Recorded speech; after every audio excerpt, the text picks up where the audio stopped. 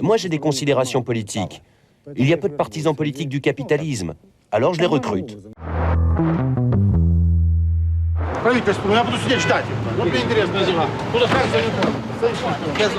Fin de journée pour Vladimir Brinsalov.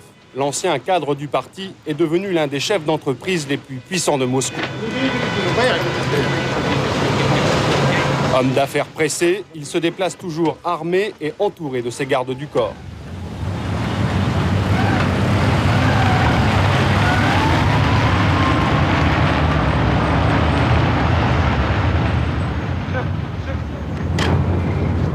Toujours pour des raisons de sécurité, Vladimir Brinsalov vit avec sa famille dans un appartement situé dans l'enceinte même de son usine. Pour nous, Brinsalov ouvre toutes grandes les portes de son appartement. Chaque pièce a été décorée selon les goûts de Vladimir et de sa femme Natacha. Et il n'y a pas de meilleur portraitiste au monde au XXe siècle. Alexandre Tchilov. Le portrait de ma femme, moi-même. Et voici la grande France. On a été au centenaire du cinéma, à Cannes. Vous connaissez l'escalier à Cannes? Natachenka, on vient te voir juste une seconde. La chambre à coucher de mon épouse.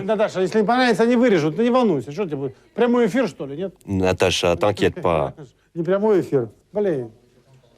Natacha et Vladimir ont 2 enfants. Alyosha, un petit garçon de 3 ans, et Alyona, une fillette de 2 ans.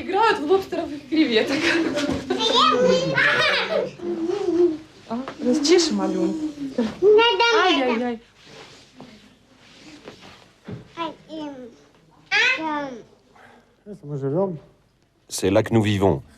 C'est un petit salon où on se rassemble. Ma femme, moi, des parents, on papote. J'ai mis quelques tableaux au mur pour le décorer. Vous avez beaucoup de peinture. Quelle place tient-elle dans votre vie? Il est agréable de vivre dans le luxe. Chacun vit comme il l'entend. La peinture, pour moi, est une des choses que je préfère. Quelle école, quel style préférez-vous? Plus le style est cher, mieux c'est en fait. Belmonte, un nu. Ça a 200 ans. C'est beau, hein? On dit que c'est une Française qui lui a servi de modèle. Le lustre, c'est un baccarat. Il n'y a pas mieux au monde. Tous les gens bien du monde n'achètent que du baccarat.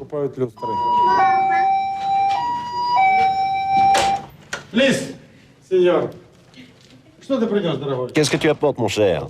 Un truc à 150 000. Quoi? Combien ça coûte? 150 000 Deutschmark. 150 000 Deutschmark? Est-ce que je vais en avoir les moyens? Allons, ma chère femme adorée. Et c'est ça. Allons, allez, mets-le. Oh là là, même au bord de l'agonie, des fourrures ou des bijoux obligeraient n'importe quelle femme à se lever de son lit.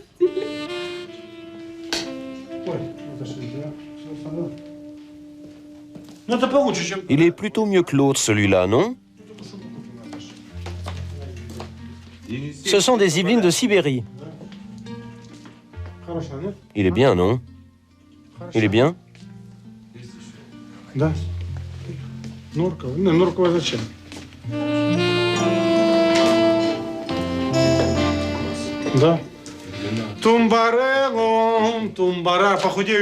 Je vais m'alléger d'un petit 150 000 Deutschmark.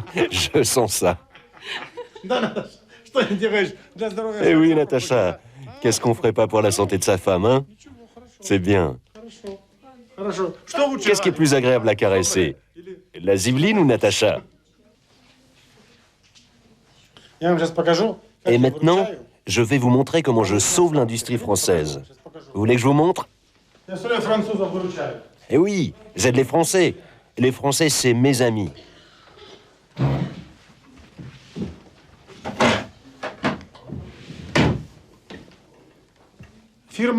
La société Cartier. Quand j'étais à Cannes, les Français sont arrivés à me soutirer 170 000 francs.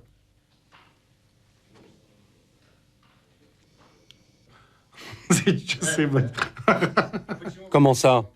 Ben, je suis rentré dans un magasin, ils étaient en train de me filmer et ils me disent « Achetez quelque chose ». Ben, moi j'achète, je ne savais pas que c'était si cher, 170. Il a bien fallu payer. Et des petites choses comme ça, elles plaisent aux Français? Cette ceinture, vous avez déjà vu une ceinture à 10 000 $? Vous l'avez achetée là-bas? Non, ici. Vous savez maintenant, Moscou. Tiens, Natacha a sa villa en Suisse. Je demande quelquefois pourquoi ne pas émigrer. Elle dit quoi? Échanger Moscou contre la Suisse? Aujourd'hui, plus aucun être censé n'échangerait Moscou contre la Suisse. Tenez par exemple, mes ingénieurs et cadres reçoivent plus que les ingénieurs et cadres français. Aujourd'hui, justement, j'ai reçu des gens de chez Ron Poulenc. Je leur demande combien reçoit un cadre supérieur chez vous. Ils me disent quelque chose comme 50 000 francs par mois. Eh bien, chez moi, un cadre dirigeant reçoit 100 000 francs. Et sans impôts. C'est la compagnie qui les paye. Donc déjà, on paie mieux le travail de nos dirigeants. Je préfère payer plus pour qu'ils tremblent pour leur place, qu'ils aient peur et qu'ils ne me volent pas. Ouvre la porte.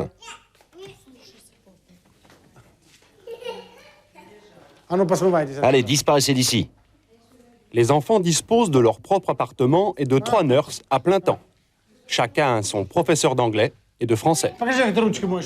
Alyosha, montre un peu comment tu te laves les mains, comment tu te laves les dents. Les toilettes. Pourquoi tenez-vous tant à nous montrer les toilettes? Ben, c'est que moi j'ai vu des toilettes pour la première fois à l'âge de 18 ans. J'ai été admis à l'Institut pour faire des études et j'ai été reçu dans une grande maison où il y avait des toilettes. Et je me dis, mon Dieu, comment faire? Comment m'asseoir là-dessus? Alors je suis monté dessus, or j'avais des grosses bottes cloutées. J'étais costaud en plus. Bref, la cuvette ne tient pas et se fend en deux. J'ai eu peur, j'avais cassé les toilettes, il fallait s'asseoir dessus et moi j'étais grimpé dessus. D'où veniez-vous? Mais je vivais en province, à Tcherkensk. Il y avait un trou et une planche. Là j'étais arrivé à la ville et j'ai fait connaissance avec une fille. C'est elle qui m'a amené chez elle. C'est pour ça que vous tenez à nous montrer tout ce que vous possédez? Non, ce que je souligne, c'est que dans l'enfance, j'avais un rêve. Avoir une belle maison. Ce rêve-là, je l'ai réalisé. J'ai construit une maison, puis une autre, une troisième, une quatrième. Il ne se passe pas de jour sans que je pense à construire. À la fin de ma vie, il arrivera peut-être un moment où je n'aurai plus envie de construire. Mais aujourd'hui, je construis. Je vous montrerai où je construis. Vous allez voir. À la tête d'une trentaine d'entreprises, Brinsalov a tout misé sur Moscou. C'est là qu'il a installé les 2 usines fleurons de son groupe. Après avoir été un capitaliste d'État, Brinsalov se met aux affaires privées grâce à la perestroïka. Il fait fortune en produisant du miel, puis de la gelée royale, mise en gélule clandestinement dans l'entreprise Karpov. En 1990, à la fin des années Gorbatchev, l'entreprise Karpov se privatise et Brinsalov rachète la majorité des actions.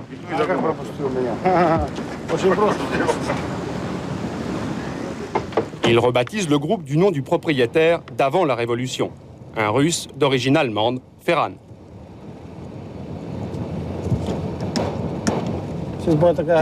Ici, c'était d'une saleté. C'était impossible de s'y trouver. J'ai tout mis en ordre. C'est propre, c'est blanc. Bien sûr, on peut faire mieux, mais il n'y a pas de désordre. Voyez vous-même. Je surveille ça moi-même totalement, quotidiennement. Ce bâtiment-là me gêne encore. On va le raser. La propreté, c'est essentiel. C'est à la propreté qu'on juge comment vont les affaires. Moi, j'y veille tous les matins. Là, on construit une usine qui va produire 7,5 milliards de cachets et gélules pour 1 milliard de dollars. Voilà notre usine. Ça, c'est le présent. Nous avons construit là une usine moderne comme il n'y en a pas encore en Europe. C'est la meilleure production au monde, il n'y en a pas de meilleure. Elle vous plaît, ma voiture? J'ai aussi 3 Rolls. C'est une bonne voiture, la Rolls-Royce. Tiens, voilà Victor Alexandrovitch qui passe. Tous mes collaborateurs ont une voiture étrangère. En tout, on en a 180. Tous les chefs en ont. Vous incluez ça dans vos coûts de production ou quoi? Je dirais que oui. Ici, on arrive à faire ça. On inclut ça dans les dépenses, les coûts de production. Comme ça, on compense partiellement les bas salaires de nos gens. Mais bien sûr, tout ça, c'est des trucs politiques. À l'étranger, il n'y a pas besoin de faire ça. Les capitalistes n'estiment pas ça nécessaire. Les gens ont leur propre voiture. Ils achètent leur essence avec leur salaire. Moi, j'ai des considérations politiques. Il y a peu de partisans politiques du capitalisme. Alors je les recrute, de la façon la plus simple. Je leur montre que je suis capable de partager. Voici une voiture, prenez et roulez. Voici un appartement. Il arrivera un temps où les salaires se stabiliseront et alors nous dirons, vous recevez 5 000 $ et avec cet argent, vous devrez vous acheter un appartement, n'importe quelle petite bagnole. On n'est pas obligé de rouler en Mercedes, hein.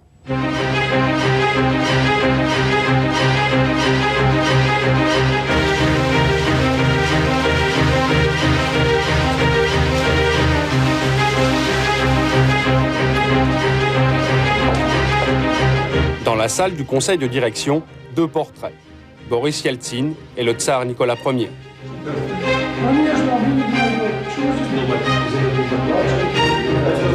Vladimir Brintzalov règne en maître sur son entreprise. Chaque semaine, il réunit ses principaux directeurs et leur expose la stratégie du groupe.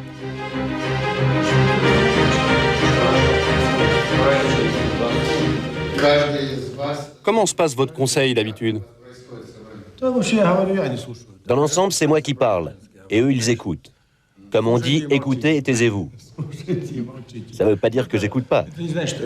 Ils peuvent parler quand ils veulent. Comme ça. Donc il n'y a pas un ordre institué. Non, non, il n'y a pas de rigidité. On ne vit plus des époques simples. Avant, on pouvait établir un plan rigide et le confirmer au fur et à mesure.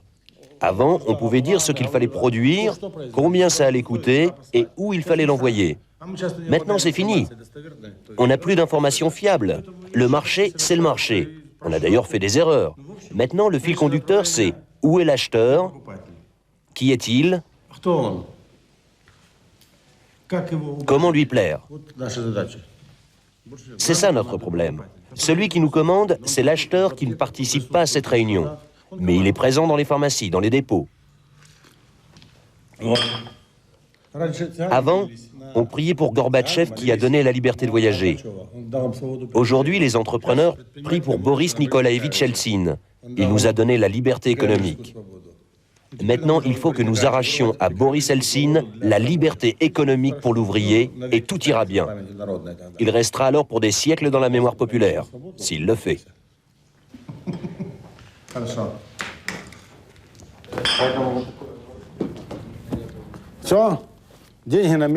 L'argent est en place, le pistolet aussi. Ah oui, je dois changer de veste. J'aurais dû garder la même. Même à l'intérieur de son usine, Brintzalov se déplace toujours armé et accompagné de ses gardes du corps. Brintzalov reçoit son partenaire américain. Avocat international, il est chargé de négocier les gros contrats avec les Occidentaux. Le marché du médicament en Russie est un enjeu considérable. D'ici quelques années, il atteindra 40 milliards de $. First class, that's what First class. That's what Frayne is known for. Minimal price. Very nice.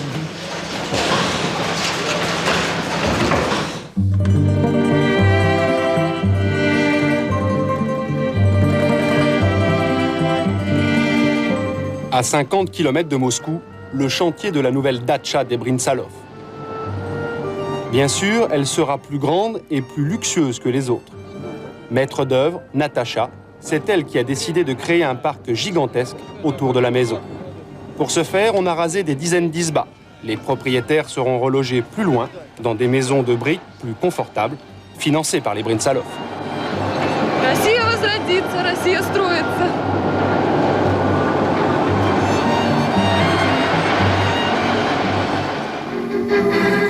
Suite logique de son succès dans les affaires, Vladimir Brynsalov se lance dans la politique. Sur ces images de la télévision russe, il fait campagne aux côtés d'Ivan Rybkin, le président de l'Assemblée sortante. Les gens de chez nous ne croient plus aux politiciens, derrière lesquels il n'y a rien. Ils demandent « Qui es-tu ? Montre ce que tu as fait et comment. Et comment tu pourrais l'appliquer.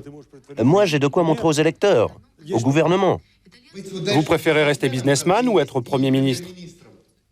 Sans même y réfléchir, je dis Premier ministre.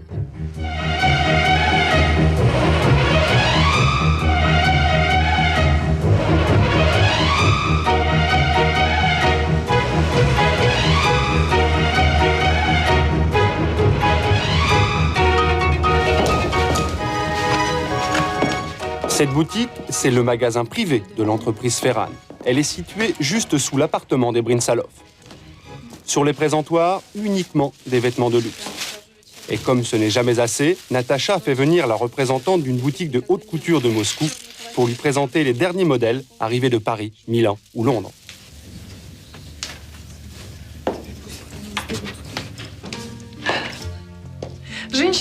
Une femme, si elle est une vraie femme, cherche toujours à plaire aux hommes. C'est essentiel.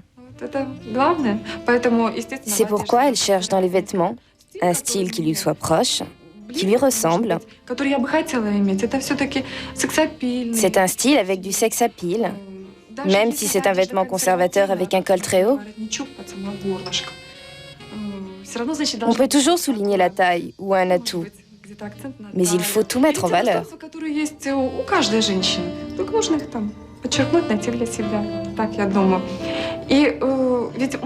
Vous savez, les hommes, ils aiment d'abord avec les yeux avant d'aimer avec leur intellect. Ah, Natachenka, mon hirondelle. Tu es fatigué? Terriblement. Et ta campagne électorale? Je pense plus à ce que ça va me coûter tout ça. Mais je suis une femme très économe. Combien m'as-tu économisé aujourd'hui?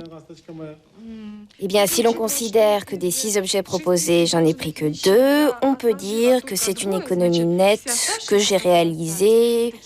Une économie. Pauvres Russes que nous sommes. Je tiens à mon cœur. Il va falloir que je travaille 1 heure de plus chaque jour. Je viens de faire 600 bornes. Et alors, les électeurs?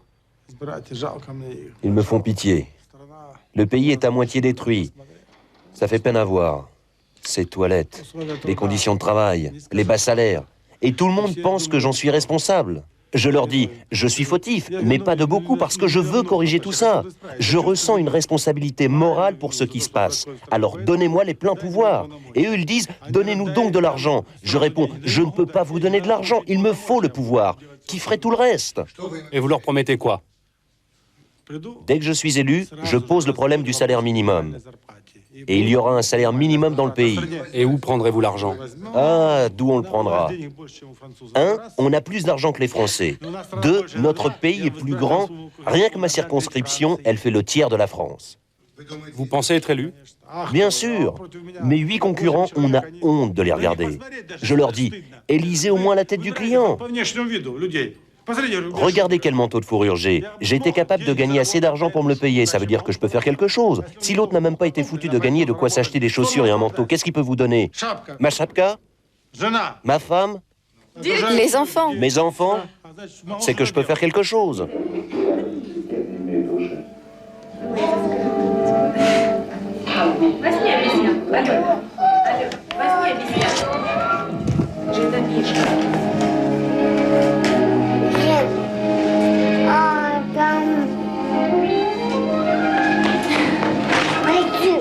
Après ses déplacements de la journée, Vladimir Brynsalov a l'habitude de retourner à son bureau.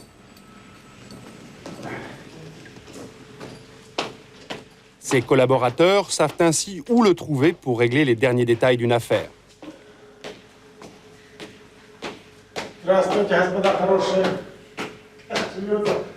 Si Brynsalov joue la transparence, des questions peuvent se poser sur l'origine de sa fortune.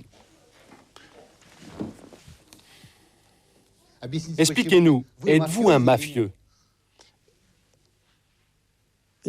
Est-ce que je ressemble à un mafieux? Je pense que non. Qu'est-ce qu'un mafieux? C'est quelqu'un qui, en ne travaillant pas, veut être riche. Moi, je travaille tous les jours. Et tout ce que j'ai gagné, mon bureau, les voitures qui m'entourent, les équipements sont le fruit d'un travail honnête. J'ai une production légale. Si je produis de la vodka, je paie les taxes et les congés. Si je produis des médicaments, je paie les impôts. Quand je paie les ouvriers, tout passe par la comptabilité et les charges sont acquittées. Qu'est-ce que c'est qu'un mafieux? C'est pas un bandit qui sort dans la rue avec sa mitraillette. Un mafieux, c'est une personne qui ne veut pas collaborer avec le gouvernement, qui par tous les moyens veut gagner de l'argent que pour lui-même. Il peut ne pas tirer, ne pas tuer. Il cache ses revenus, ne les déclare pas. Il produit des marchandises clandestines. C'est ça la mafia. La mafia, il ne tire pas toujours, il ne tue pas toujours. Et puis il y a tout simplement les bandits. Ceux-là, il faut les combattre dans le monde entier et les supprimer, leur construire de bonnes prisons. On dit qu'en Russie, chaque entreprise doit avoir un toit, une protection. Eh bien oui, moi j'ai un toit. C'est mon gouvernement. Quand quelqu'un téléphone pour me racketter, je dis, vous savez que j'ai un toit? C'est la police. Nous collaborons, je les aide, je leur ai fourni un local, je leur ai payé de la technique et différentes installations.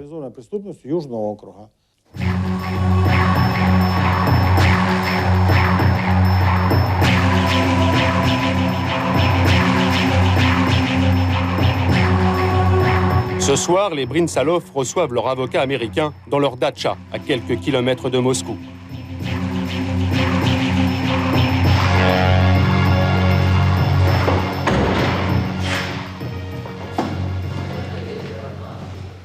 Garage orné de lustres vénitiens, plafond peint, portes sculptées et incrustées de divers bois précieux, tapis persans sur lesquels, en entrant, on vous demande d'essuyer vos pieds. La maison a bien sûr une piscine pour l'été et un sauna pour l'hiver.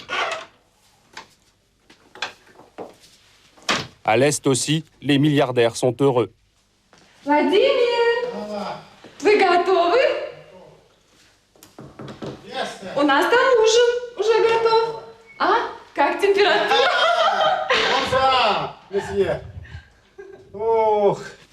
А здесь? Ici, Это моя. c'est la chambre à coucher. Сделана La mienne. в дворцовом стиле. Elle est dans un style de palais. Одеяло La от couverture vient de chez Versace. Versace. Говорят, очень Très дорогие. cher. Ну, очень мягкие. Mais c'est très doux Очень et très beau. красивые. Я люблю J'aime в спальне, cette chambre à когда coucher. ложишься сюда. Да. Диван. Как ты думаешь, это? Ah, c'est un peu nous deux il y a 200 ans. Comme c'est bon. Где ваши Ah, je t'adore. Cette émeraude était à la comtesse Yusupov. Мне Elle досталось fait это 20 carats. 20 карат. 20 карат. от таких людей, которые... Elle m'est échue de gens qui ont dû émigrer malheureusement. Mais c'est bien qu'elle soit restée ici, dans notre pays. осталось здесь, в нашей стране. Здесь. А? Подвеска Le diamant suspendu est aussi du début du siècle passé. С изумрудами. А маникюр? Et ma manucure, tout droit sortie de chez Salvador Dali.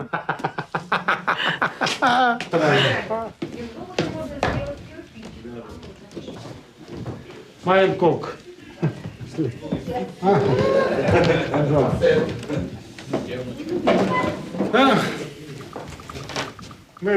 Nous faisons notre signe de croix et mangeons sous les icônes. Образами кушаем.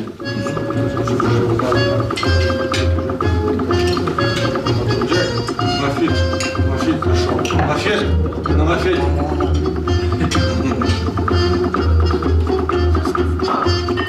Эдуард, давай. Я добьюсь того, что у каждого... Je bois pour que chaque Russe ait la même table que moi maintenant. Et même du vin français. И французское вино. Дайте нам время. Donnez-nous un peu de temps. Un an ou deux et nous aurons Я хочу tout. предложить тост. Je porte un toast à notre grand voisin, les États-Unis. Штаты Америки. Давай. So I like to toast friendship for everybody around the table. Первая часть моего тоста, за что бы я хотел выпить, это за дружбу всех. I know these are very busy times for Mr. Brinsalov. Et les Français? Dépêchez-vous, les Américains se sentent déjà chez eux ici.